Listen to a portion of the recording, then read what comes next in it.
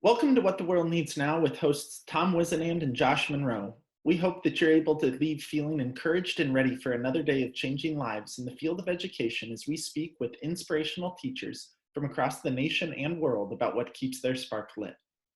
In this episode, we talked to KRISHNA, an absolutely incredible teacher from India, about how he inspires his students to learn English with a little help from a few hundred teachers from all around the globe. Yeah, this is KRISHNA, and I have been teaching in this part of India. Actually, I am situated, my region located in southern part of India. It's called Andhra Pradesh, and quite close to the Bay of Bengal. I have been teaching as an English teacher since 2005. So when I entered this profession, I started with the one obligation of bringing some reforms in teaching. When it comes to myself, so that is what my appointment and details. When it comes to myself, yes, I'm a teacher of English. At the same time, my wife is also a teacher, and she is also working at the elementary school. And I have been blessed with two beautiful daughters. So we are living in a small village called patcharu, and which is just 3 kilometers away from my school where I am working at present. But I love my job. I am really passionate about doing something for my rural students whose parents are still illiterate. They don't know what their children are doing. So a lot of commitment, a lot of dedication. I'm still working hard and hard, but sometimes it's really hard for me to convince their parents, their illiterate parents, how important English is. But still, I am working very, very hard. But do you believe or not, even I am not caring my own children, and I am giving first priority for my students. So often my wife keeps telling me that you please take care of your children. First priority should be given to your children. But my point of view, first priority should be given to my students because they trust me as a teacher. So my first priority goes to my students first.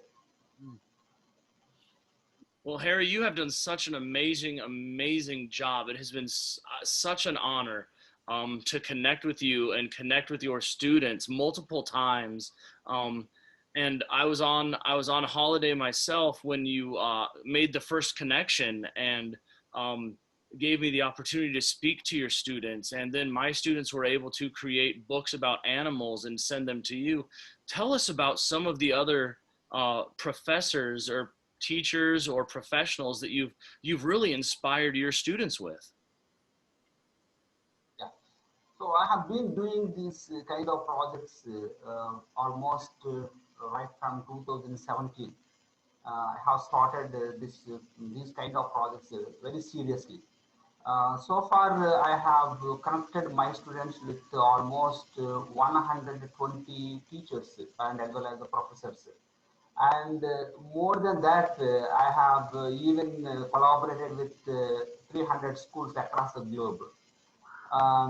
So almost 20 schools have been exchanging their pen pal letters with my students. So more than that, the number is actually is not important for me, and the kind of enthusiasm, the kind of knowledge, and the variation that my students have, because I want the English subject to be taught not in a traditional method.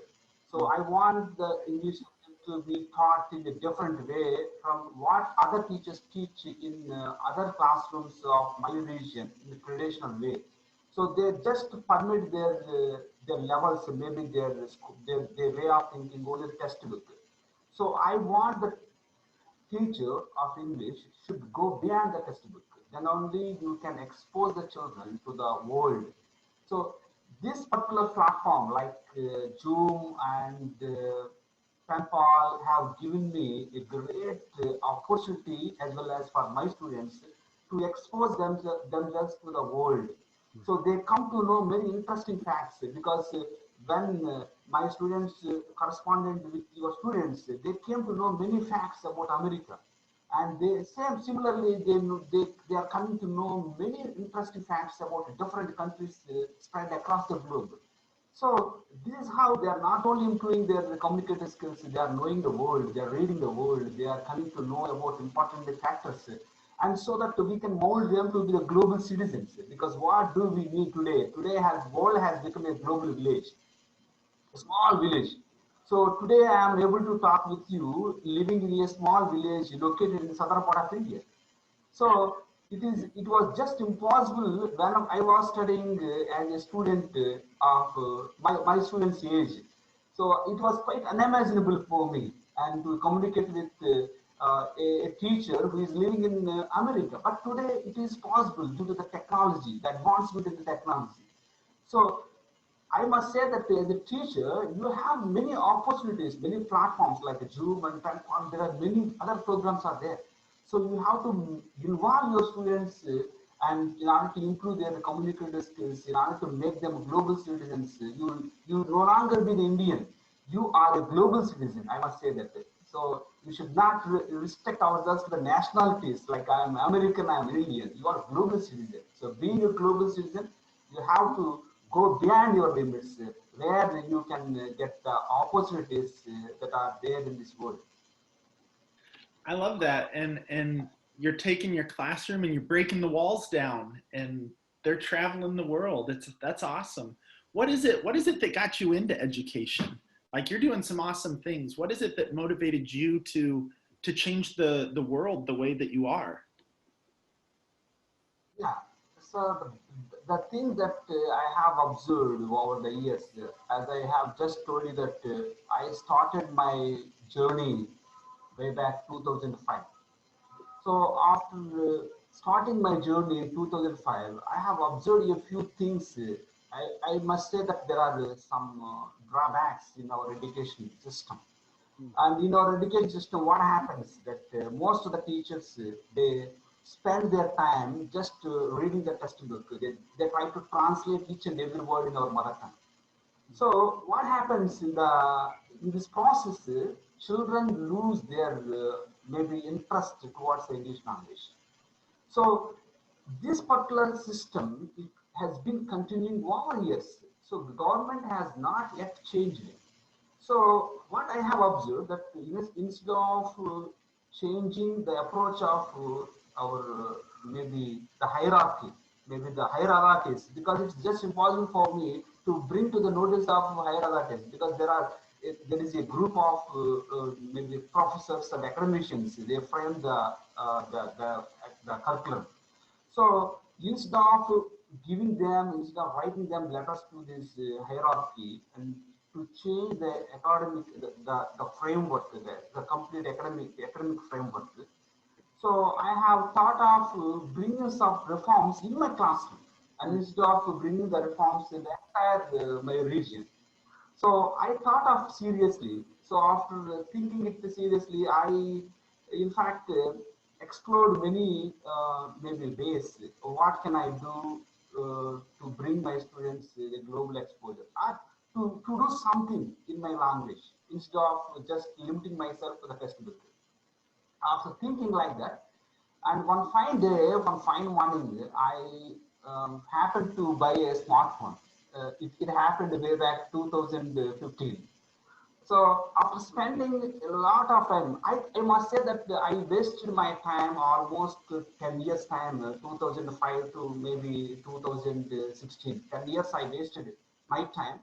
And being an English teacher, I was unable to do something which is good for my students. I still regret, but what could I do? I have at least realized right now, and compared to the other English teachers in my region. I have been doing something good for my students. So one fine day, I happened to buy a smartphone. And as you know, the smartphone, we have ad requests are there on Facebook. We have ad requests. I just, I don't know whether I intentionally did it or maybe without any intention, but I just sent an ad request to one teacher. I don't know whether he's a teacher or maybe a professor. And fortunately, it was a Canadian professor actually, and who accepted my request. So that's the first request that I sent to the Canadian professor, and whose name is Nicholas Walker. He's still in touch with me, and he's backing me every day, and he supports me a lot. So that's the starting journey of my global exposure. So, and since then, I have started building a network of 3,000 teachers across the globe. So, including the Tom and my best friend. So, in this way, I spread them. After that, I think that I think seriously that yes, we in India, as you know, that India is still a developing country. Most of the schools are not equipped with the technology like smart boards and laptops and even computers. So 2016 and 2000 up to until 2016, I did nothing actually for my students in the case of giving them a global exposure. And 2017, I was transferred to one school where the school is equipped with a smart board and the very fast internet facility. So that's where I started my journey, and thanks to the school facilities. At the same time, the classroom, if we look at the classroom, at the time it was quite faded with lots of flakes are coming out from the wall, and it's not good one to conduct the global sessions. So immediately I approached the locals, and I tried to pull the funds from the locals. So with the help of the local people and maybe the students who studied in the same school, the farmer students, I also sought the help of the farmer students and the students and from some other elders of the village. I transformed the entire classroom into a global classroom, and there you can see all my uh, what we call all the culture and traditions reflect in the very classroom. If you look at my classroom, you can understand what India is. So in such a way, I transformed the classroom, and in order to represent India, what India is, you can look at my classroom, you can understand. In fact, I'm this session actually is my home, but if you are able to conduct this session in my classroom, you can understand how the classroom represents how good it is, and how India, how my classroom carries the cultures and traditions of India. So that's not the only change that I brought about in transforming my classroom. And there are many other steps. I tried to convince the head teacher, and I tried to convince the other teachers, and I just tried to prevail upon them. I tried to prevail upon them and in order to change their mindset, because their mindsets are so traditional, and they want to limit themselves. They want to see their students only to textbook. They don't want to they don't want to actually go beyond the textbook.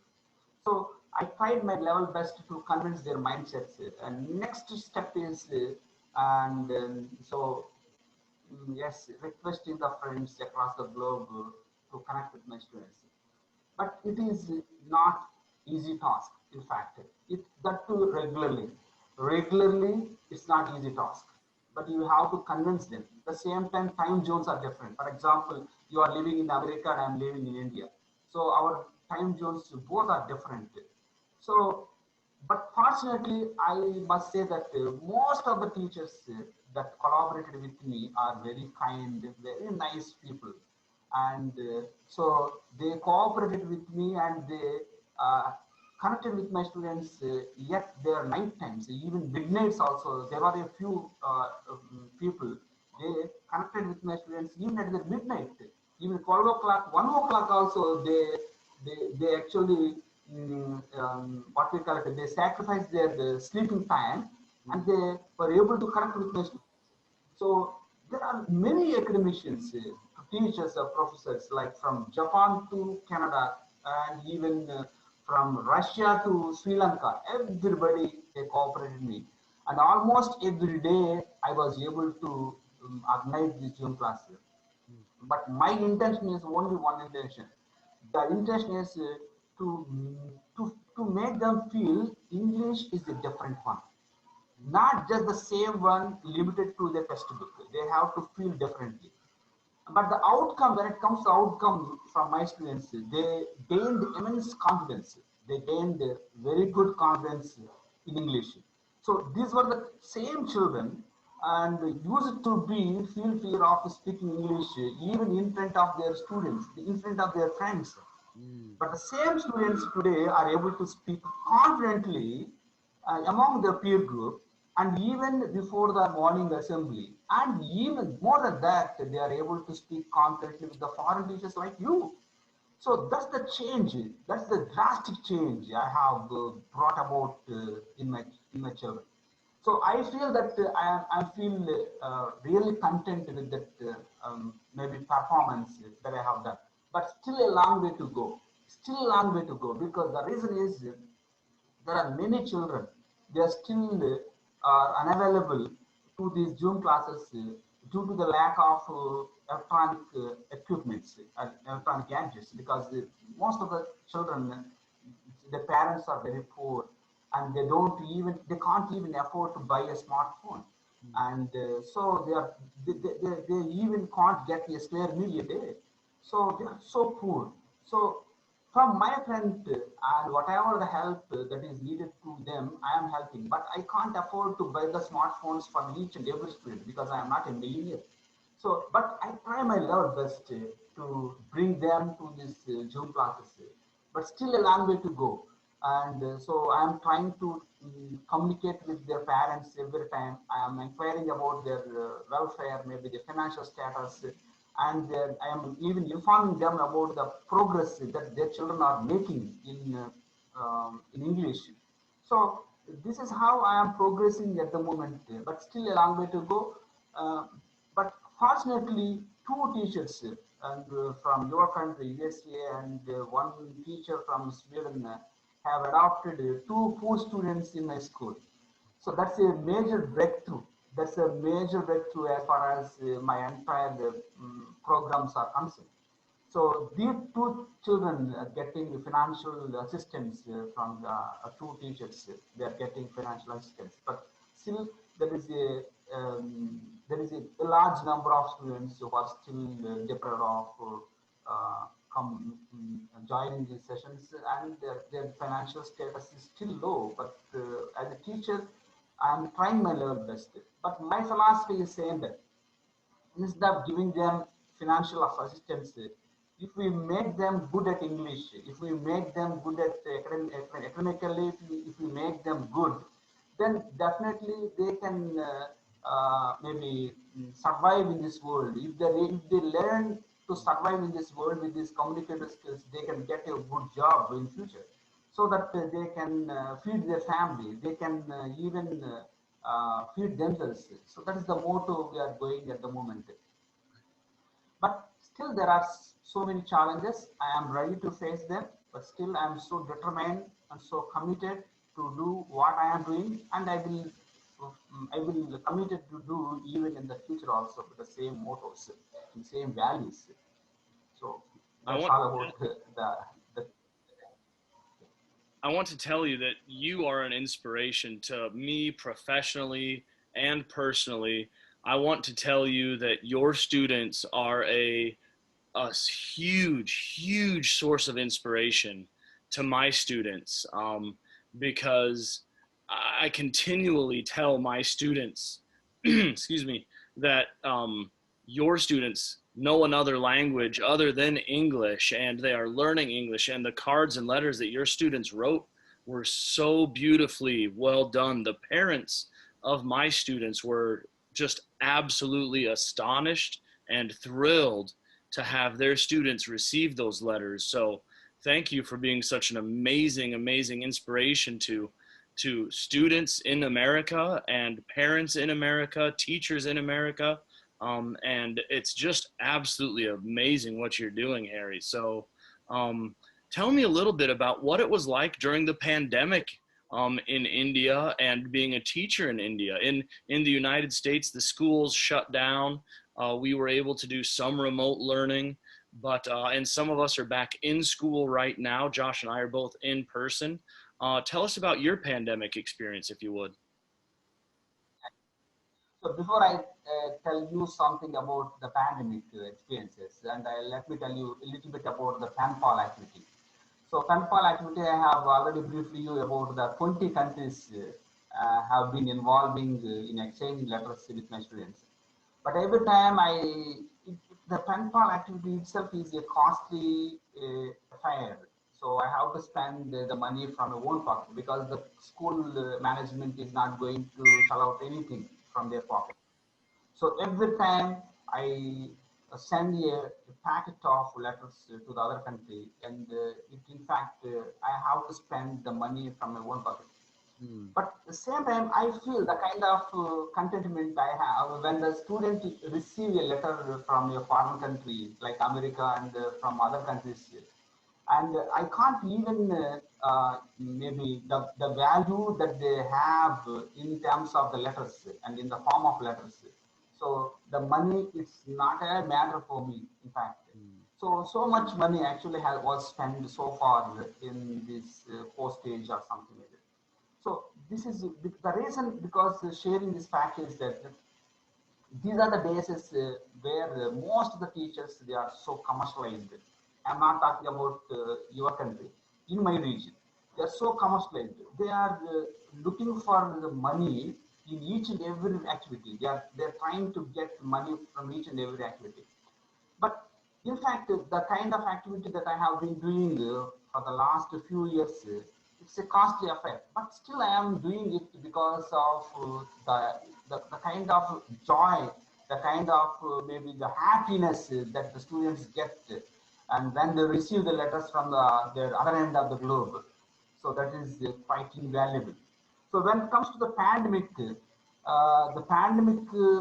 actually really shook us a lot and really troubled us a lot in the month of March, and we started reporting the cases in the March. But in the March and April, May, and even June, July, August, and all these 7 months, in fact, 7 months, we were in fact not allowed to go to school, and we were limited to only our homes. So during this period, as you know, that India is still a developing country, and we don't have any other electronic media support, maybe to interact with the students. So in order to organize our classes, I mean online classes, every student should have one electronic gadget like smartphone. When they don't have the smartphones, we can't organize even any online classes.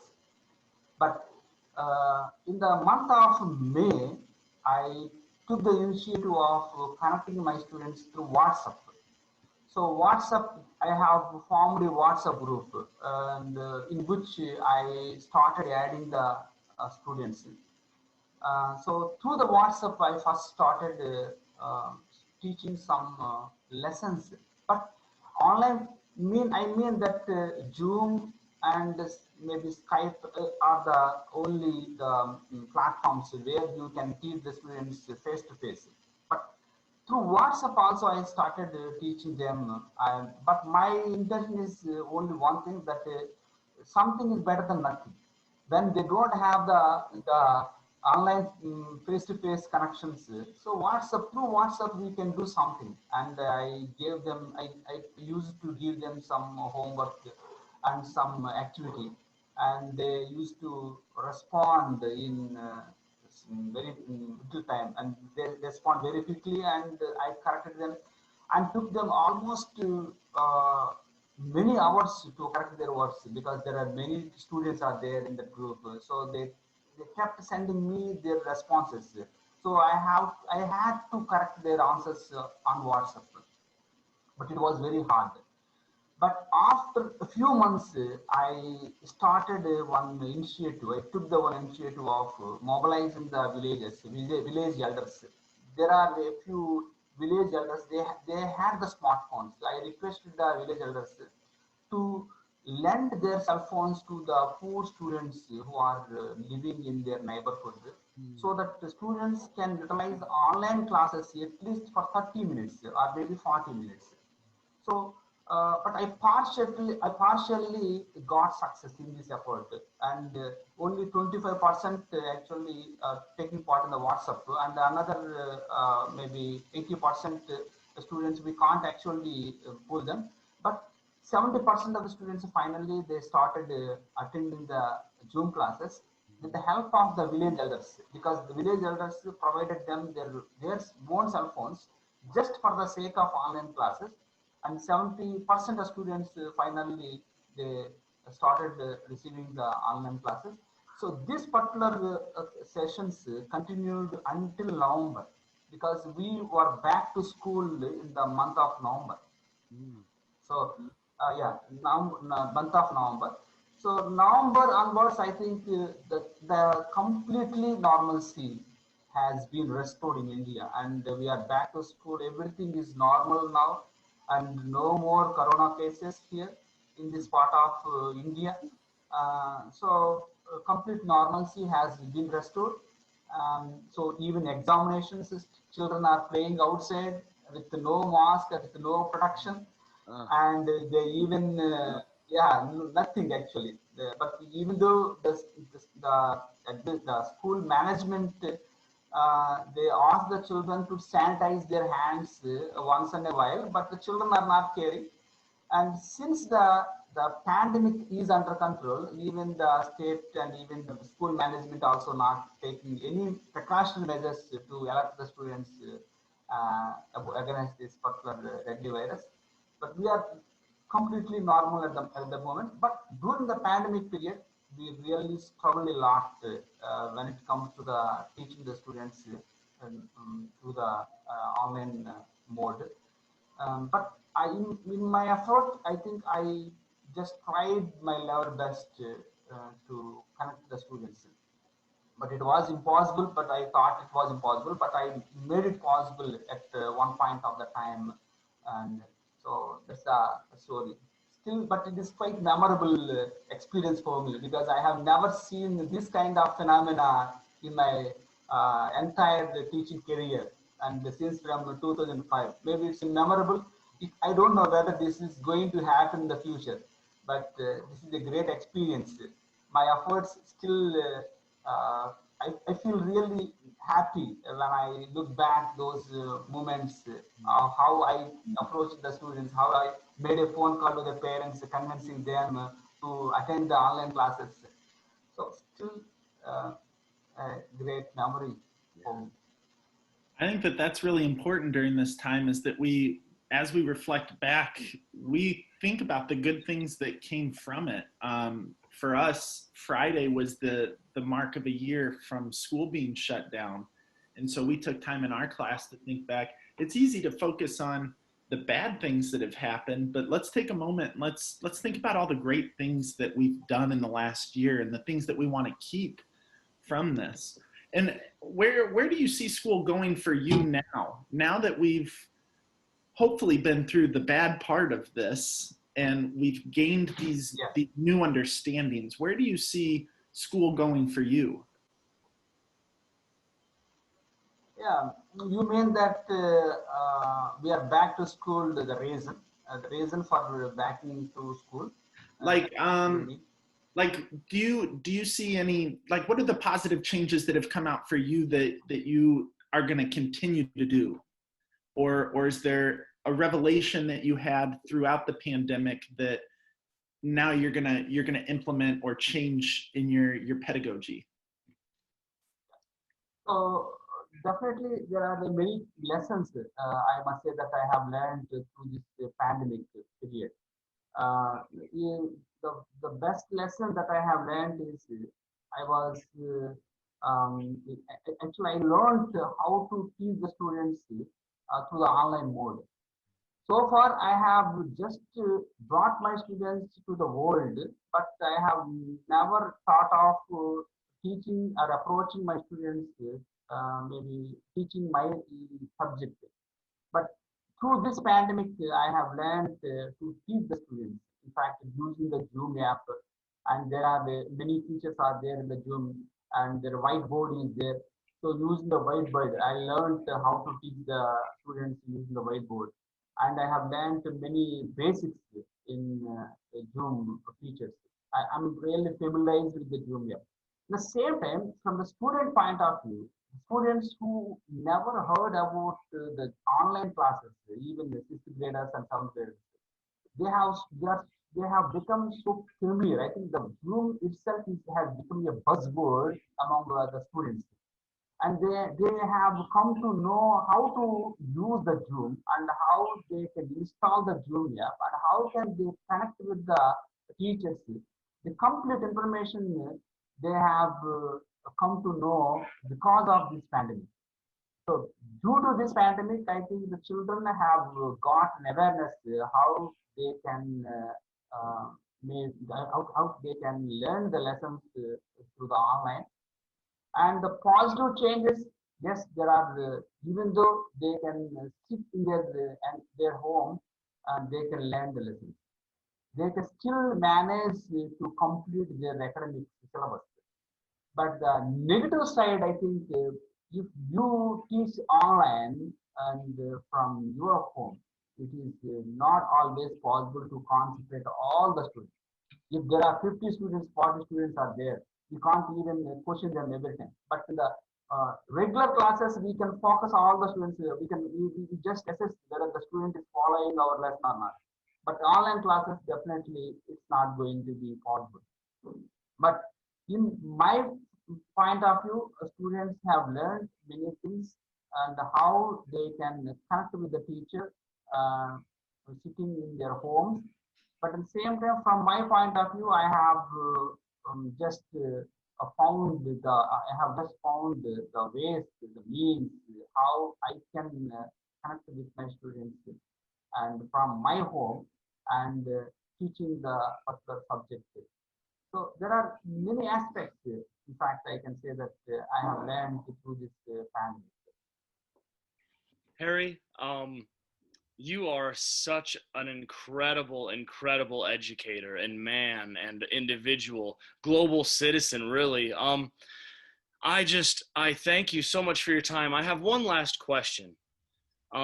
You've connected your students and your community all over the world to these teachers and professors, and you've had perspectives from all over the world. You're going to be traveling as a Fulbright scholar coming up. Congratulations on that again. What does the world need now, Harry, in your opinion? So, in my opinion, the world needs global citizens. Mm. And I must say that the world needs global citizens. We should break the barriers. And I have already told you that we should not limit to the racism, casteism, religion. In India, the racism, casteism, regionalism have been rampant in every part. And they just try to hang to those sentimental things. But in my opinion, everybody, every child has to know how to become a global citizen. I mean that they have to learn how they can travel the world. I mean not just physically; they can even travel virtually. They can travel, and they should know their strengths and weaknesses, and they have to work according to their strengths, and they have to come out of their weaknesses by working hard, by putting extra hard work into it. So if the all children living across the globe, if they are able to know their weakness and strengths, I think they will be the a great asset for the world. So as you all know that the Indians, in fact, working in all departments in your country. The reason actually is the Indians, they have learned the survival skills, maybe how to survive in this world. So survival skill is also the best quality of a global citizen. If you become a global citizen, you can survive anywhere in the world. So I need that the world need the global citizens. So they are all badly need the global citizens. We should break the barriers and we should know how to live any part of the world. So the students have to change their approach. At the same time, the teachers must have a great educators and in order to mold them to be global citizens. Because if I say that yes, everybody has to become a global citizen means it's not possible, but they need the supportive teachers, the guiding teachers must be there. Then only it is possible. I love that answer and I love that you say about breaking down the barriers. That's one great thing I think COVID has done is it's taking away some of these barriers that a lot of us thought were there. We didn't realize that we could connect with other people as easily as we could. We know that we've got information at our fingertips, but now we've got people at our fingertips and we're able to have these conversations. Harry, thank you so much for being with us. I would love to get my class to connect with you as well, like Tom has. I love your words about making sure that our students are global citizens. That inspires me. Your guys' relationship inspires me to work on getting my students to that point. Thank you for being here with us, Harry. Harry, if somebody wants to help out, if somebody wants to adopt a student, if somebody wants to provide cell phones, how do they get a hold of you to help you further this mission of creating global citizens? The teachers and professors across the globe, they have believed that my work is genuine. That's why they have been supporting me continuously. They have extending their helping hand for my work. So that's how I feel like. Would they reach out to you through Facebook, or what media would you want people that believe in the work that you're doing to reach out to you through? Only Facebook. Only through Facebook they have seen my activities.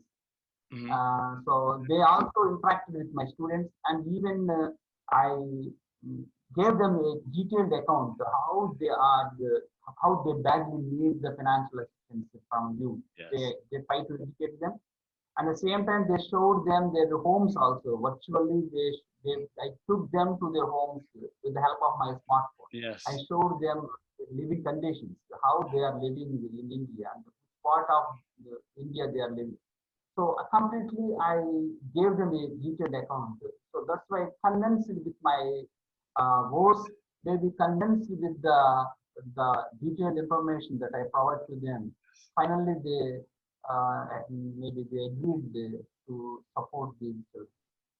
Thank you. Well, thank you so much for your time, Harry. It's been wonderful talking to you. I know it's morning, it's evening here, and you have things to do. So I am so thankful to you, and thank you so much once again. Good night. Bye-bye. Bye. Thank you. Ladies and gentlemen, that's our show. Thanks for tuning in this week. Hopefully you're ready for another week of changing lives. We're so thankful and appreciative that you took time to listen to our guest, Harry Krishna. We hope that as you head out, you remember that the biggest factor that plays into student success is you. Your love, your passion, your empathy, your dedication is exactly what the world needs now. Thank you for everything you do. Have a good one.